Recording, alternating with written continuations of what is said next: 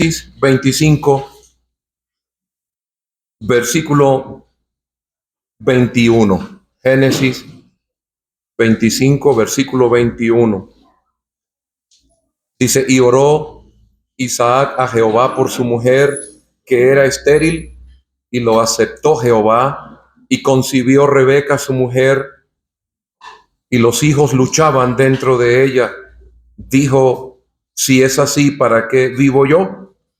Fue a consultar a Jehová. Y le respondió Jehová, 2 naciones hay en tu seno, y 2 pueblos serán divididos desde tus entrañas. Un pueblo será más fuerte que el otro pueblo, y el mayor servirá al menor. Cuando se cumplieron sus días para dar a luz, he aquí había gemelos en su vientre, y salió el primero rubio, y era todo velludo como una pelliza, y llamaron su nombre Esaú. Después salió su hermano, trabada su mano al calcañar de Esaú, y fue llamado su nombre Jacob. Y era Isaac de edad de 60 años cuando ella los dio a luz. Y crecieron los niños, y Esaú fue diestro en la casa, hombre del campo. Pero Jacob era varón quieto que habitaba en tiendas. Y amó Isaac a Esaú porque comía de su casa, mas Rebeca amaba a Jacob. Y guisó Jacob un potaje, y volviendo Esaú del campo cansado, dijo a Jacob, te ruego que me des a comer de ese guiso rojo, pues estoy muy cansado. Por tanto fue llamado su nombre Edom.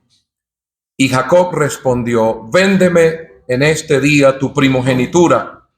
Entonces dijo Esaú, he aquí, yo me voy a morir, ¿para qué pues me sirve la primogenitura?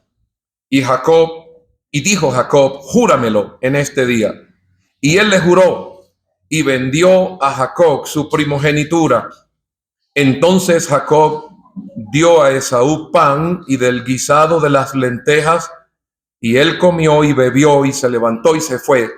Así menospreció Esaú la primogenitura. Hasta allí. Esperamos que el Señor bendiga su santa palabra. Amén. Estamos muy contentos, hermanos, de estar de nuevo en Manizales. El año pasado no pudimos venir a la conferencia y nos perdimos la visita de nuestro hermano, me olvido de su nombre, Juan Denison. Me hubiera gustado mucho estar aquí, pero luego escuché la conferencia, la grabación, y disfruté escuchar la conferencia. Muchas gracias por orar por nosotros, por mí específicamente. En estos días estuve bastante mal de la columna, pero gracias al Señor estoy bien. Ya no ando atravesado como un cangrejo, ya ando derecho y sin dolor, gracias al Señor. Quisiera compartir algunas cosas muy sencillas de este caso que hemos leído sobre Jacob y Esaú y Jacob. Estoy pensando primero en la oración contestada de Dios a Isaac. Tenía 20 años orando. Cuando se casa tenía 40. Cuando nacen los hijos tiene 60. Tiene 20 años orando. O sea que esto no fue una oracioncita de una ocasión, sino que está orando, como dice la Biblia, con persistencia, orando y esperando en el Señor hasta que su oración fue contestada. Y estoy pensando no solamente en la oración contestada, sino en la concepción de esta mujer llamada Rebeca. Ella sale en embarazo y da a luz a sus hijos gemelos. Pero mientras estaban aún en su vientre, dice la Biblia, que se peleaban entre sí en su vientre, y ella fue a consultar a Dios.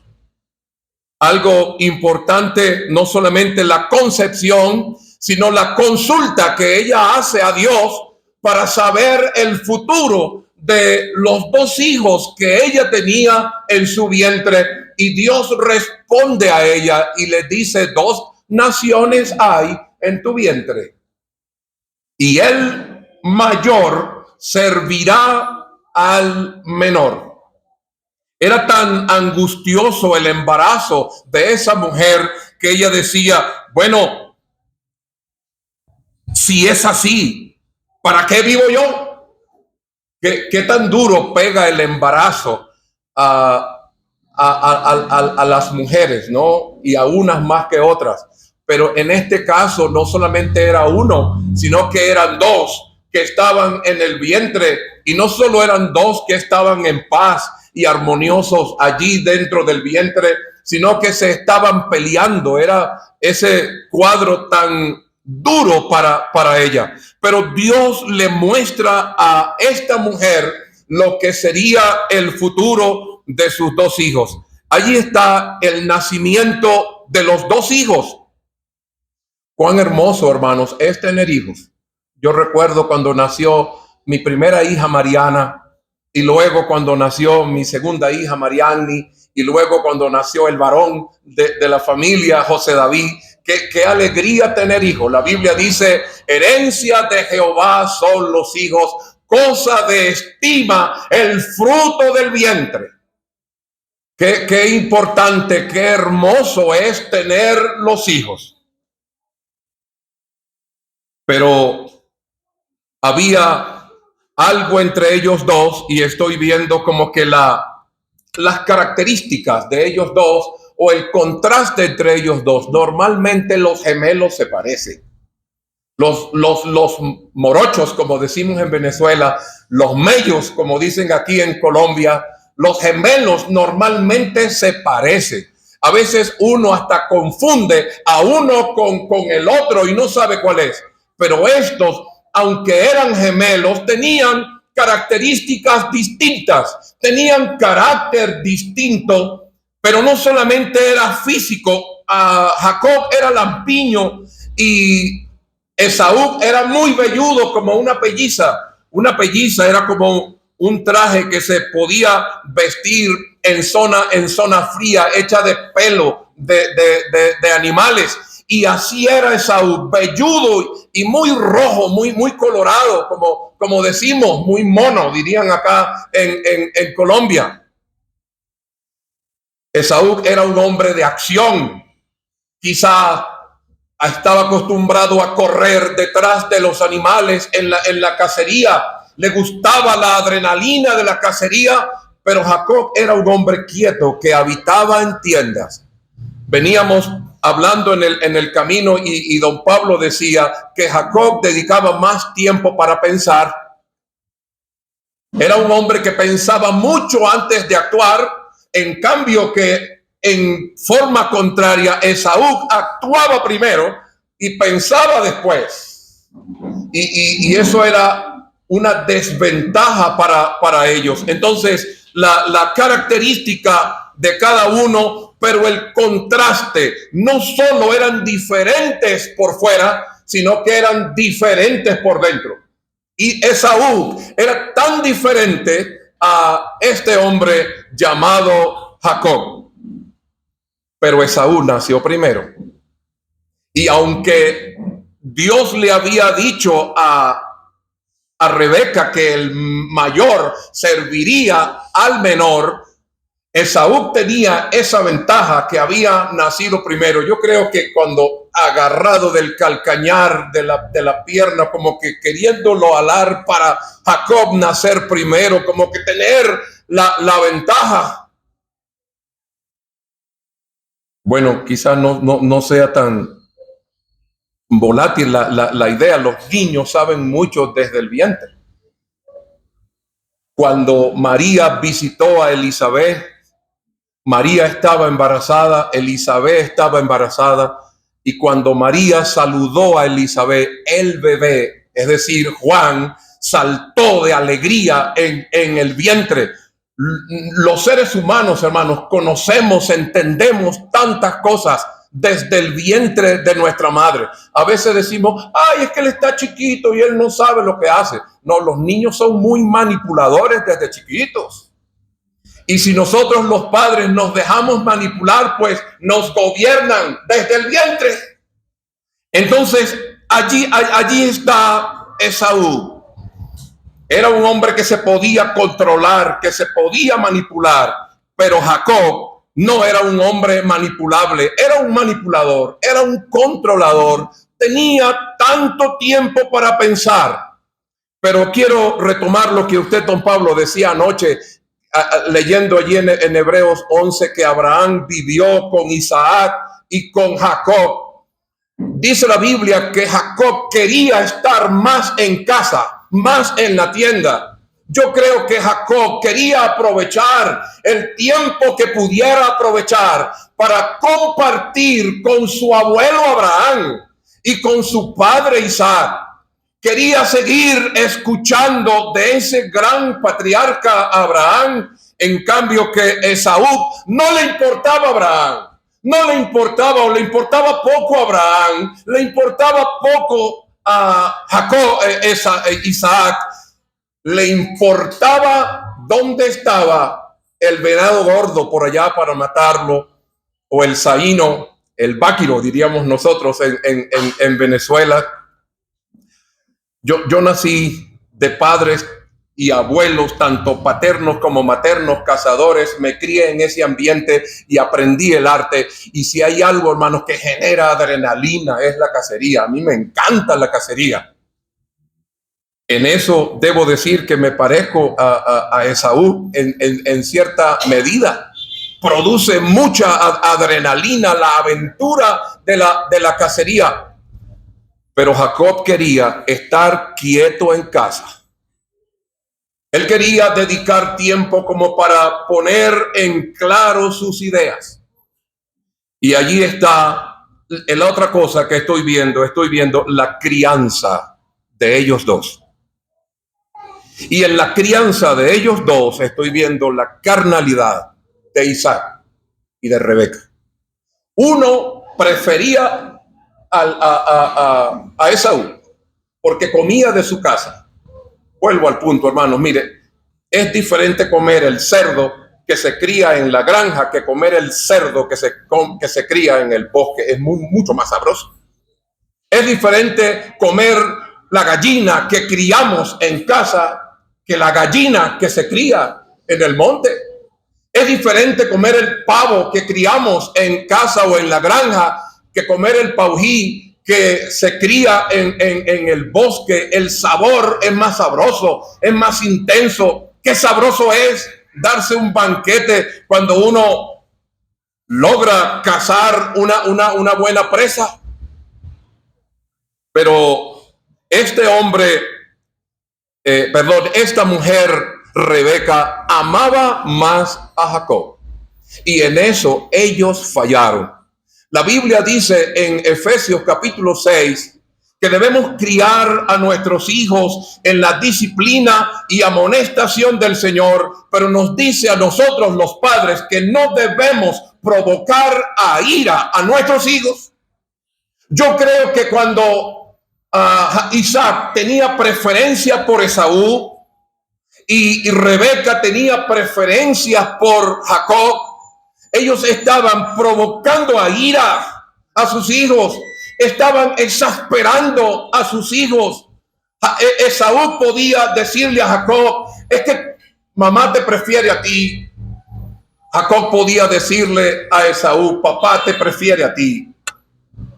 Porque como yo no soy cazador y no le traigo a él esas carnes que le gustan. Y podía haber esa diatriba, ese problema entre ellos. Pero hermanos, parte de la culpa o gran parte de la culpa era la crianza. Yo digo esto, hermanos, con mucho temor. Soy muy joven todavía. Me queda muy grande en la boca mía hablar de la crianza de los hijos. Todavía tenemos nuestro hijo José David soltero en casa.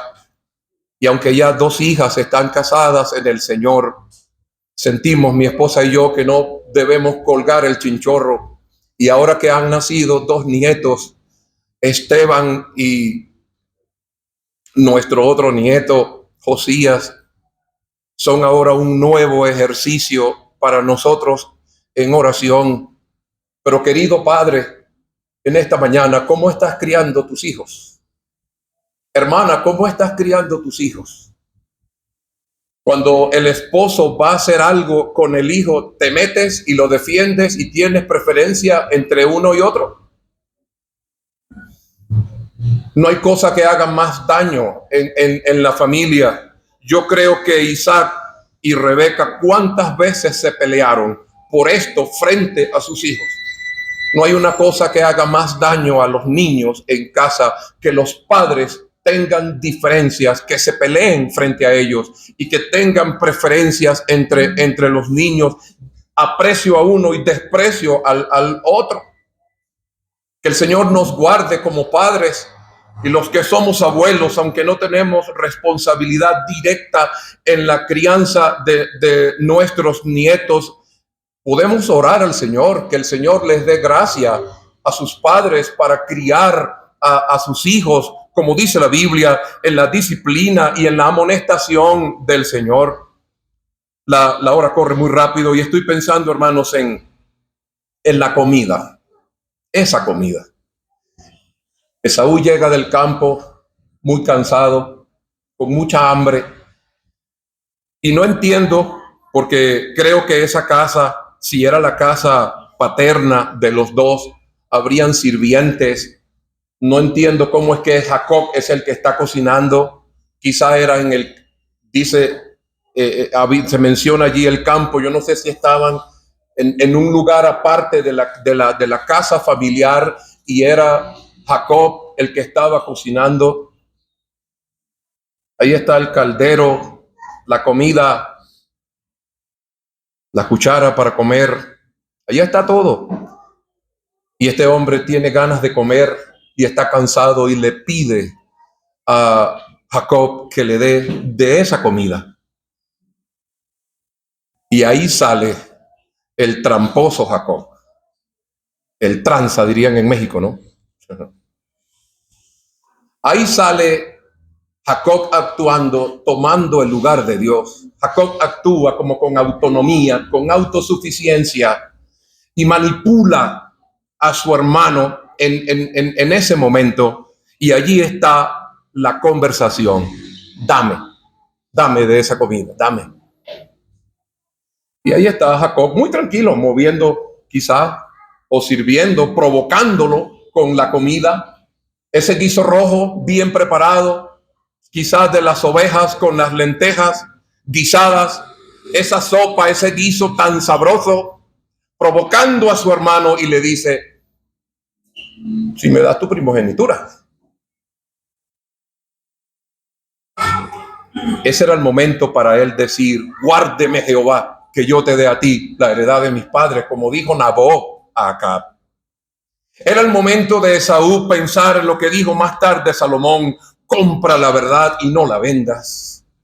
Era el momento de ser conservador, que sintiera hambre. Eso es un buen síntoma, tener hambre.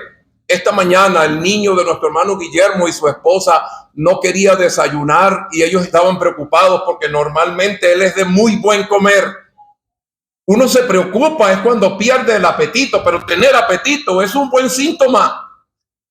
El que Esaú tuviera apetito no era malo, era bueno.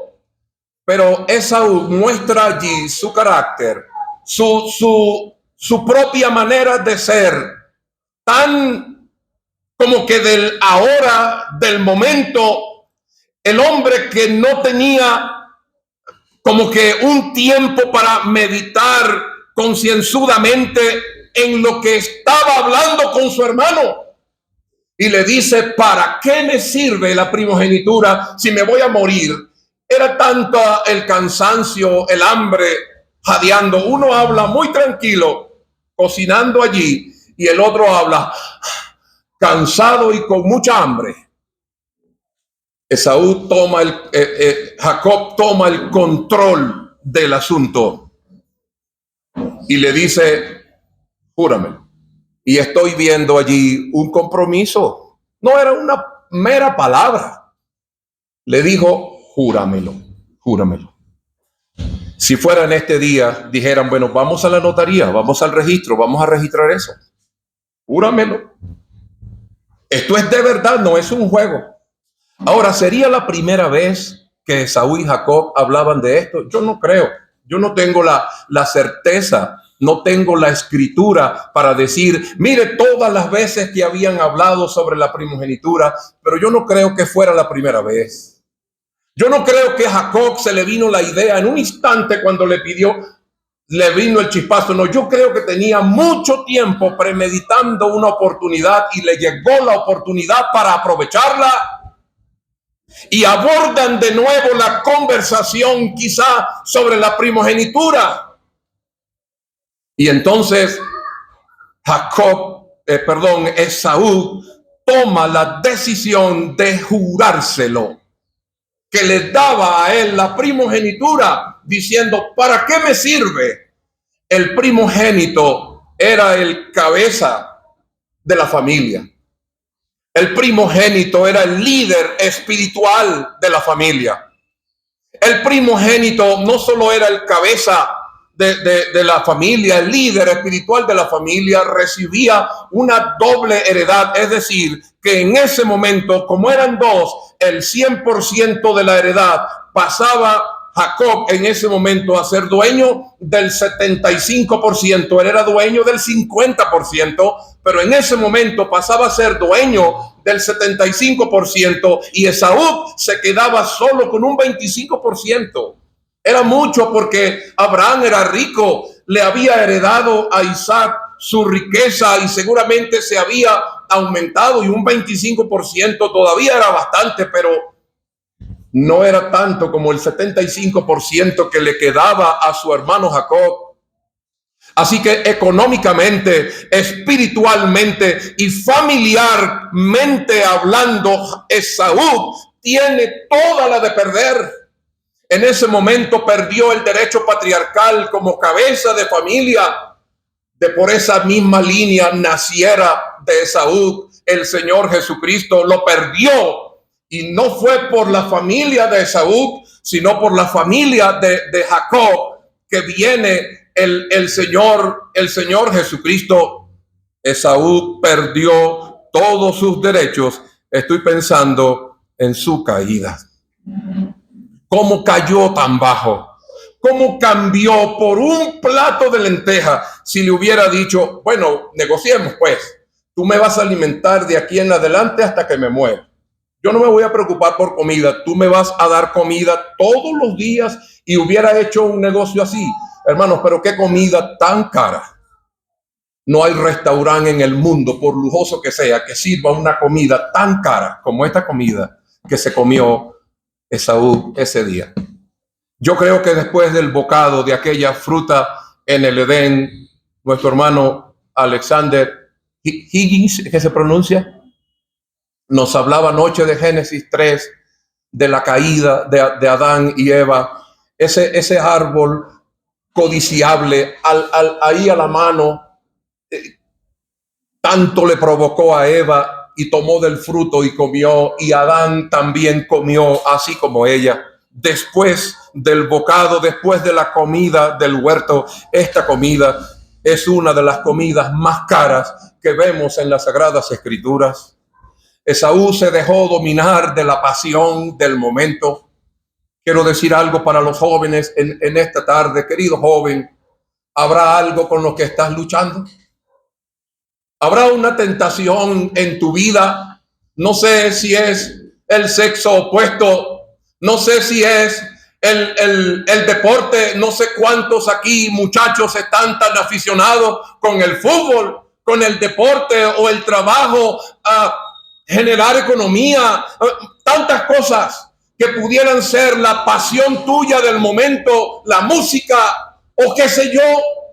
Y puedes cambiarlo, lo eterno, lo importante, por lo temporal, por solamente vivir el momento. Eso es lo que ahora dice el mundo. Vive el momento, vive la experiencia. que no te importe lo que digan de ti. Ahí está Satanás instando al creyente a caer, pero como a veces cantamos, tentado, no cedas, ceder es pecar.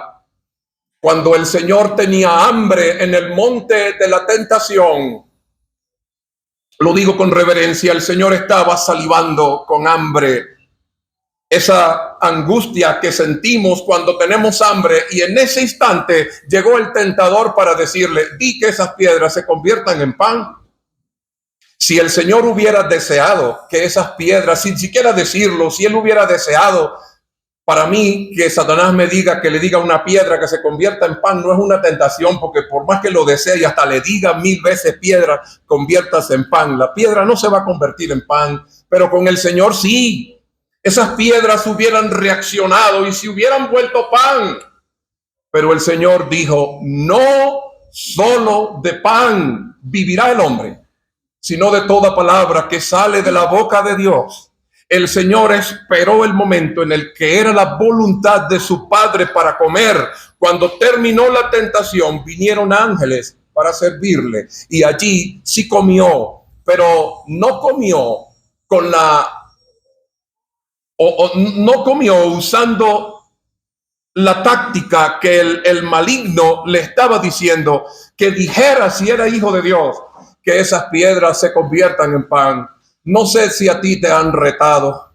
Hay un hermano que trabajaba en una empresa y decían que él era homosexual porque no buscaba a las mujeres, y sabe que para él demostrar que no era homosexual, se acostó con más de 12 mujeres que trabajaban en esa empresa. Quizá el enemigo puede retarte, joven, y decirle, ¿es que eres gay? ¿O es que eres tal cosa? ¡Hazlo! Acuérdate de lo que dijo el Señor y defiéndete con la palabra. No solo de pan vivirá el hombre. Tentado no cedas. Ceder es pecar. La caída de este hombre, la consecuencia. Ya mi hora prácticamente llegó. La consecuencia, llora después, rogando. Él quería en un sentido la bendición, pero no quería a Dios. No era un hombre santo, pero quería la bendición que producía la santidad. Era un hombre profano, era un fornicario. La Biblia dice en ese lenguaje tan despectivo, comió, bebió, se levantó y se fue. O sea, Esaú, ni coquito, como decimos en Venezuela, no le dio mente. Cayó en esa bajeza de cambiar por un plato de comida su primogenitura, y comió, bebió, se levantó y se fue, como si nada hubiera hecho. A una jovencita le llamé, a esa jovencita le vimos profesar fe y yo le bauticé. Y un día le llamé, hija, me he enterado que has caído en pecado. Y ella no respondía. Y yo le animé porque le pregunté, ¿y ya has hablado con los ancianos de la asamblea y has confesado tu pecado? Y ella me dijo, ¿cuál pecado? ¿Cuál pecado? ¿Cómo es que uno que dice ser creyente cae en fornicación y no siente el dolor de haber caído? ¿Cuál pecado? ¿Cuál pecado? Así es Esaú, insensible, comió, bebió, se levantó y se fue. Pero después está llorando. Allí está Jacob. Termino.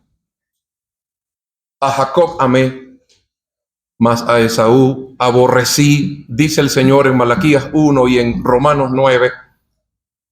A veces entiendo por qué él aborreció a Esaú. Hay razones, pero yo no entiendo cómo es que él amó a Jacob, porque Jacob también era malo y era vivo y tramposo, aprovechador.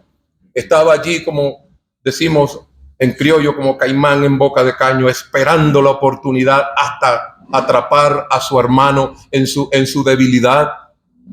Pero estoy viendo en Jacob, hermano, que con todo y sus fallas, ese hombre amaba la primogenitura, tenía interés en esa primogenitura.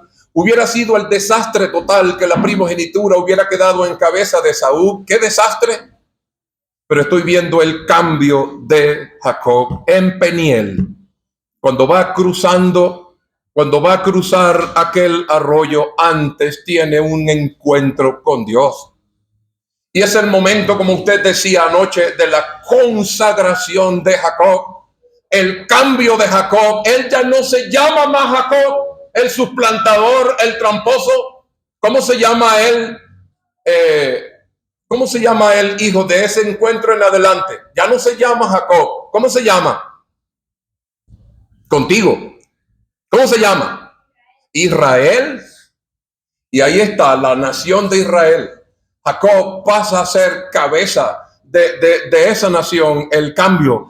Querida hermana, querido hermano, si hay algo que tenemos que cambiar, si hay un Jacob dentro de mí y dentro de usted, en mí no tengo duda que lo hay. No sé si en usted debemos orar al Señor, que el Señor nos cambie. Y de último, lo digo con carga en mi corazón. ¿Cuántos han perdido el lugar de cabeza que perdió Esaú? ¿Cuántos hombres han abandonado a sus esposas?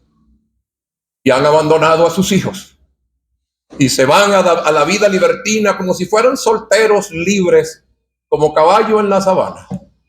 Y después de años han querido venir a reclamar ese lugar de cabeza que han perdido. Cuidémonos, hermanos, que el Señor nos guarde, que Él bendiga su palabra. Amén.